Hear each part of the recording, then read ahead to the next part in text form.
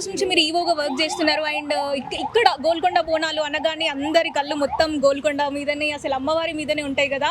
అసలు ఇంత పెద్ద టెంపుల్కి మీరు ఈవోగా వర్క్ చేయడం అసలు మీకు ఎలా ఉంది? ఇది యాక్చువల్లీ నేను అసలు ఊహించలేదు ఎప్పుడు.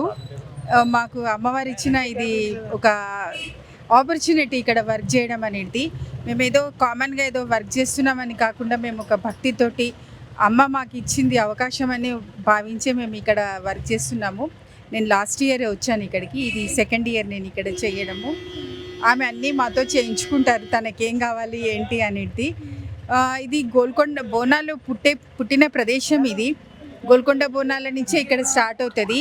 ఇక్కడ పనిచేసే అవకాశం కల్పించడం అంటే ఆమె మాకు ఇచ్చిన అవకాశమే అది. ఓకే మేడం, అంటే పోయిన సంవత్సరానికి ఈ సంవత్సరానికి ప్రత్యేకత ఏముంది? కొత్తగా ఏమైనా ఇంక్లూడ్ చేస్తున్నారా మీ బోనాల్లో?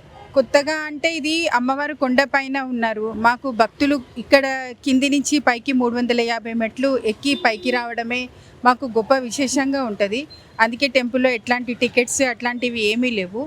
వాళ్ళకి మేము ఇప్పుడు మెయిన్గా ఏంటంటే వచ్చిన భక్తులకు అందరికీ అమ్మవారి దర్శనం అది ఈజీగా అవ్వాలి, చాలా మంచిగా దర్శనం అవ్వాలి అన్నట్టుగా ఆ ఉద్దేశంతో హారతులు అట్లాంటి విఐపీస్ అని అట్లా ఏమనుకోలేదు. మాకు వచ్చిన each and every devotee is a VIP. మాకు అందరికీ మంచి దర్శనం అవ్వాలనే కాన్సెప్ట్ తోటే మేము ముందుకు నడుస్తున్నాం. గురువారం రోజు భక్తుల రద్దీ అయితే చాలానే ఉంటుంది. సో ముందస్తుగా మీరు వచ్చే భక్తులందరికీ ఏదైనా చెప్పాలి అని అనుకుంటున్నారా?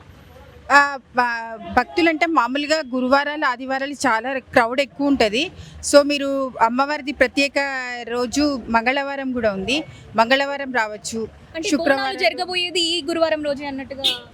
ఈ గురువారము యాక్చువల్లీ 14వ తారీఖు అమావాస్య ఉంది. ఆ రోజు మెట్లకి పూజలు చేస్తారు. కొంతమంది మొక్కుకున్న వాళ్ళు, కొంతమంది వాళ్ళ ఇష్టంతో ఈచ్ అండ్ ఎవ్రీ మెట్టుకి పసుపు కుంకుమ పెట్టుకుంటూ పైకి ఎక్కుతారు. 16వ తారీఖు అమ్మవారు వస్తుంది కాబట్టి ఆమెకు వీళ్ళు పసుపు కుంకుమలతోటి స్వాగతం చెప్పినట్టుగా ఇక్కడ ఈ డివోటీస్ భావిస్తారు. వాళ్ళు ఇక్కడ లోకల్లో ఉన్న డివోటీస్ కానీ, కొంతమంది మొక్కుకున్న వాళ్ళు కానీ, కొంతమంది ఇష్టంతో కానీ అట్లా మెట్ల పూజ చేస్తారు. అమావాస్య రోజు అభిషేకం కూడా చాలా గ్రాండ్ లెవెల్లో ఉంటుంది. 16వ తారీఖు లంగర్ హౌస్ నుంచి ప్రొసెషన్ స్టార్ట్ అవుతుందండి. చోటా బజార్లో అమ్మవారి విగ్రహాలు అక్కడి నుంచి ప్రొసెషన్లో ఇంక్లూడ్ అవుతాయి. ఇవి రెండు కలిసి గోల్కొండ ఫోర్ట్ ముందర సర్కారీ నజర్ బోనం అనేది అక్కడి నుంచి స్టార్ట్ అవుతుంది. ఇవి మూడు గోల్కొండ ఫోర్ట్కి చేరుకున్నాక గోల్కొండ ఫోర్ట్ నుంచి ఈ మూడు ప్రొసెషన్స్ అమ్మవారి దగ్గరికి చేరుకుంటాయి. అక్కడికి దాదాపు 5 వరకు చేరుతుంది. ఈ ప్రాసెస్ 11 o'clockకి స్టార్ట్ అయితే 5 వరకు అమ్మవారు మా అందరినీ, నేనని అనట్లేదు, ఈ గ్రామ పెద్దలే ఉన్నారు. వీరు కొన్ని సంవత్సరాల నుంచి అమ్మవారి తొట్టెలతో పాటు ప్రయాణం చేస్తున్నారు. ఇట్లాంటి ప్రొసెషన్ ముందుకు వెళ్ళడానికి అంతా ఎంతోమంది కలిస్తే కానీ ఈ కార్యక్రమం ఇంత విజయవంతంగా సాగదు. దీనికి సహకరించే వాళ్ళు ప్రతి ఒక్కళ్ళు, ఈచ్ అండ్ ఎవ్రీ పర్సన్, ఇప్పుడు హిందూస్ అనే కాదు, ఇక్కడ ఉన్న లోకల్ ముస్లిమ్స్ కూడా చాలా చాలా సపోర్ట్ చేస్తారు. వాళ్ళు కూడా దైవభక్తితోటి ముందుకు వస్తారు. వాళ్ళు వచ్చిన డివోటీస్ని కూడా రిసీవ్ చేసుకోవడం, వాళ్ళకి కూడా ఎట్లా వెళ్ళాలి, ఎప్పుడు దర్శనం చేసుకోవాలి, ఏ టైం వరకు అక్కడ ఉండాలి, ఇట్లాంటి ఇండికేషన్స్ కూడా వాళ్ళు ఇస్తారు. వచ్చిన భక్తులకి ఏమన్నా ఇబ్బందులు ఉంటే కూడా వాళ్ళకి కోఆపరేట్ చేస్తారు, సపోర్ట్ ఇస్తారు. ఇది గోల్కొండలో మనకు చాలా గ్రేట్ చూడాల్సిన విషయం ఇది. అట్లాగే ఇప్పుడు వృత్తి పని వాళ్ళు ఉన్నారు, వాళ్ళు కూడా ఈచ్ అండ్ ఎవ్రీ పర్సన్ వాళ్ళకు కొన్ని తరాల నుంచి ఆ కార్యక్రమాలు వాళ్ళు చేస్తున్నారు. వాళ్ళ ఇన్వాల్వ్మెంట్ కూడా దీంట్లో బాగా ఉంటుంది. ఇట్లా ప్రతి ఒక్కరు ఎంతోమంది కలిస్తే కానీ బోనాల పండుగ కాదండి. ఇది ఒక ఈవోగా నేను చేయడమా, ఒక ట్రస్టీస్గా చేయడమా, వృత్తి పనులు చేయడమా అని కాదు.